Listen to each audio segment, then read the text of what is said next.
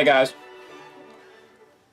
Okay, I did a unboxing vid of these World War II reproduction K rations, and everybody was so upset that I didn't go ahead and try one of these menus.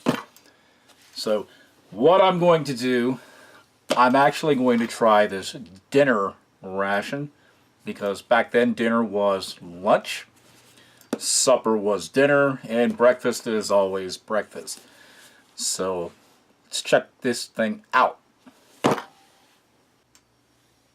Okay, like I said, these are reproduction rations, and if you want to know who made it, it's Mr. Hogan. And again, I will have his contact information down there in the description box. So it's itemized as D. It's got all these little notices and information on them. And it's got a small contents list on the bottom. But what fun would that be? Let's go ahead. You know what to do. Let's open this thing and check it out. And you can see it has a waxed box. Now, I've heard two schools of thought. The wax that I know of and that I've researched is to make this somewhat waterproof.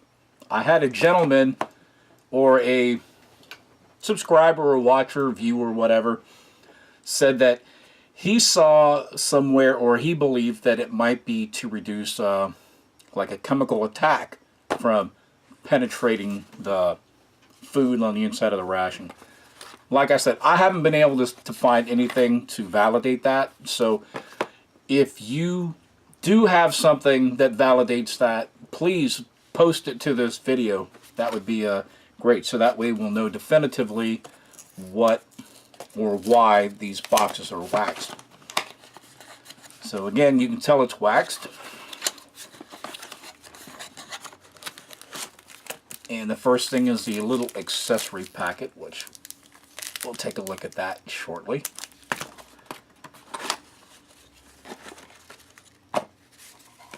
Have a stick of Wrigley's gum,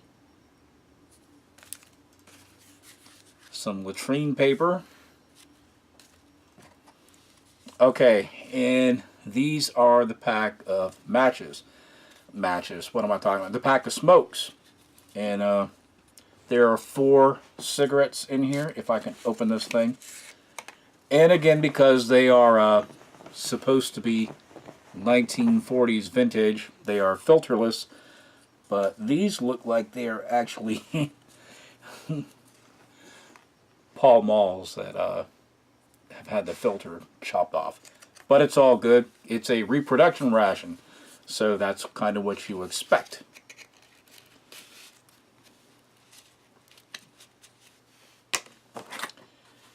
And then we have the box with the actual meal ration part, and that's everything out of there. And you see it comes in a sleeve. Now, back in the day, some of these were silver and some of these were painted olive drab and had an A or a D or U.S. Army or whatever painted on them. So there's a pack of matches. Again, the ration, and these are usually like ham or tuna or whatever. But like we say, this is a reproduction, so this is something that you can eat. And of course, the P38. Now, all of these rations didn't come with a P38, but Mr. Hogan takes care of everybody, so let's check this stuff out. Okay, and speaking of things, if we're going old school, let's use an old school mess kit.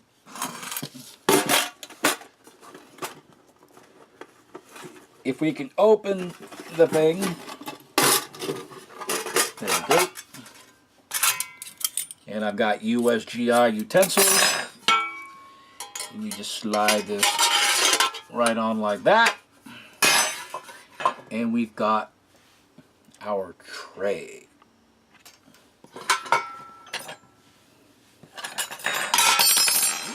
Man, this is kind of like comedy hour right now. So we'll see what we've got inside of this. Grab my trusty... Oh, well, we'll try this. We'll see how sharp this US knife is.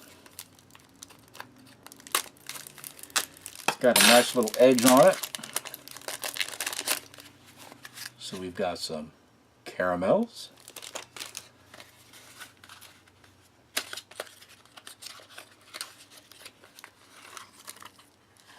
And 5 of those.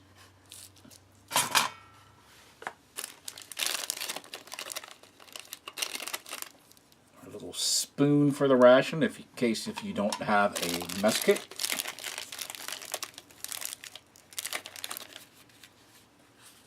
Package of sugar. And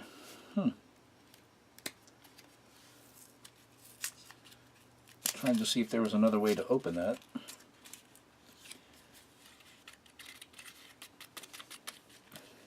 It says, I don't want to come out, buddy. Okay. Oh, so these are just like little sugar cubes in here, obviously.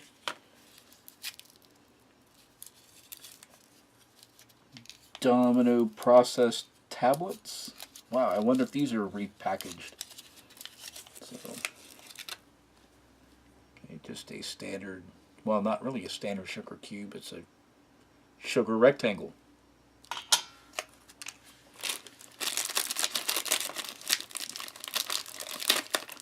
And then there's some like graham crackers.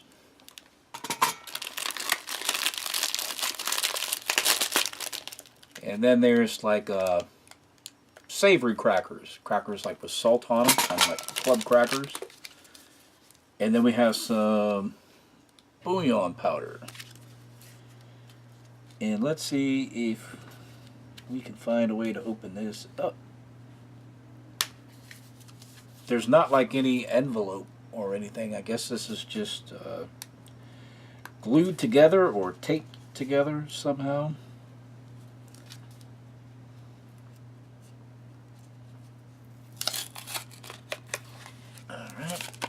And then some bouillon powder.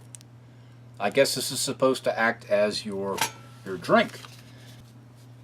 Okay, it says dissolve contents in 1/3 of a canteen cup of water.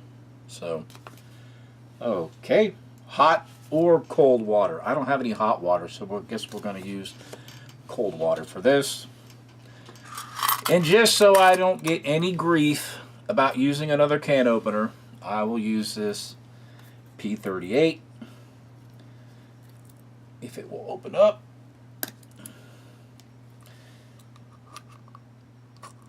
I need to get it in that notch.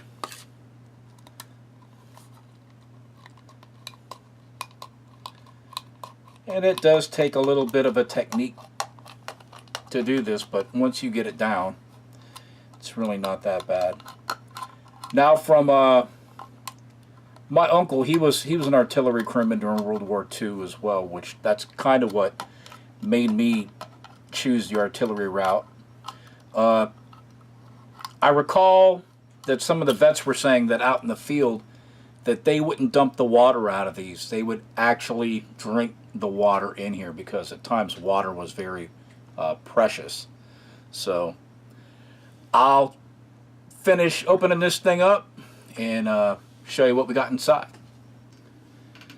Okay, that really wasn't as much of a chore as I thought it was. It looks like we've got some chicken chunks or whatever in there. So we will distribute that in our mess kit.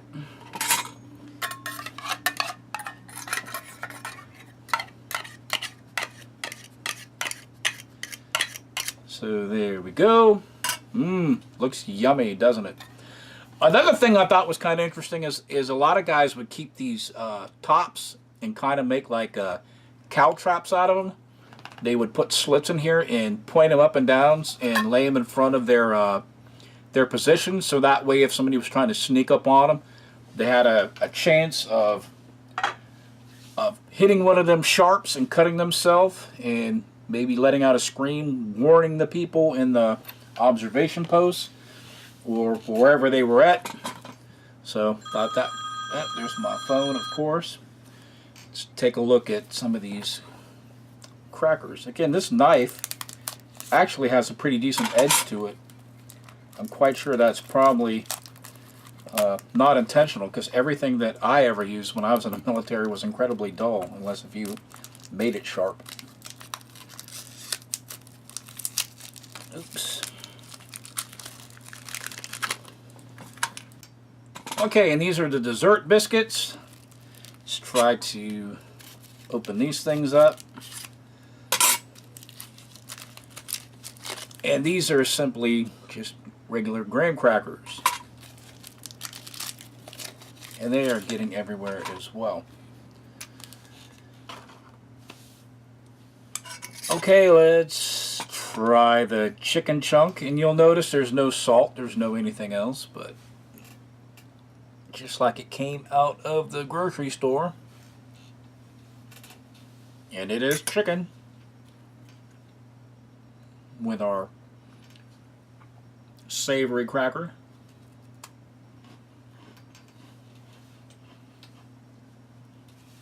Seems to taste pretty well.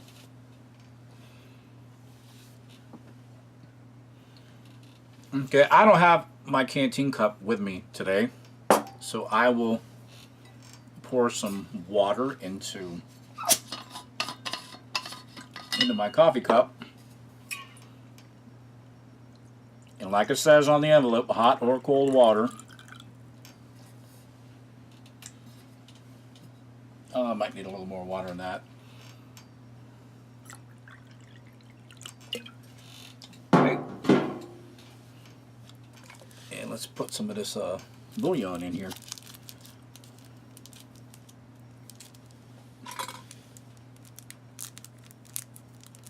Maybe. Jeez. This is the perfect time to use your bayonet or your M3 trench knife, something to that, because sometimes the mess kit stuff just does not cut it. Okay. Let it stir and let it incorporate, do its thing.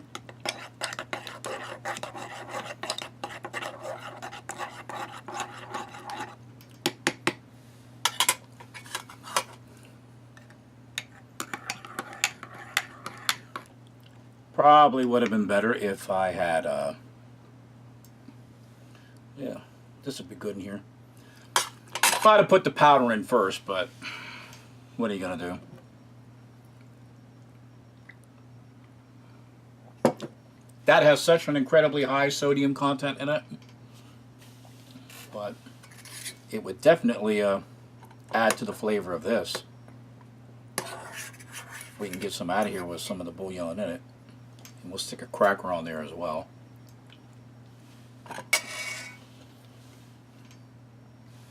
Yeah, you might just want to sprinkle a little bit of this on your potted meat, as it were, because it really adds a lot. As far as the sugar, I guess you could just snack on this, or if you were lucky enough to find some coffee somewhere. So, yep. And lastly, the caramels.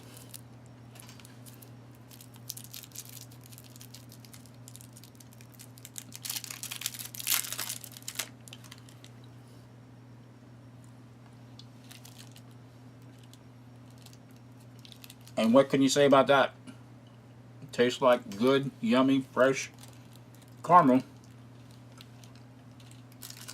Yep, you could eat them really fast. And where's that last thing? What happened to my Wrigley's gum? It is hiding from me somewhere. It does not want to be eaten. It's not under my smokes. Ah, here it is. And again, in one of the Wrigley Spearmint wrappers. I think this is supposed to be a reproduction of an old school World War II stick of gum. Now, in the last ration, I had clove gum in all of them. And when Dan tried it with his uncle, he said, well, cloves have a distinct flavor, so it carried over. So, it smells like Wrigley Spearmint Gum.